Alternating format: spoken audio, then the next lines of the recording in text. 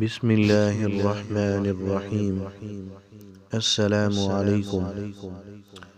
حضرت ابو ہریرہ رضی اللہ تعالی عنہ سے مروی ہے کہ آن حضرت صلی اللہ علیہ وسلم نے فرمایا، جو شخص صبح میں یہ دعا پڑھ لے تو اس دن بہترین رزق سے نوازا جائے گا اور برائیوں سے محفوظ رہے گا، اور جو شام کو پڑھ لے تو اس رات بہترین رزق سے نوازا جائے گا اور برائیوں سے محفوظ رہے گا۔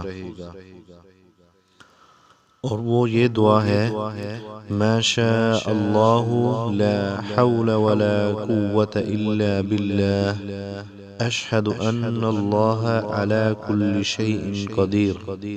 ترجمہ، وہی ہوگا جو اللہ چاہے، نہ کوئی طاقت ہے نہ قوت سوائے اللہ کے۔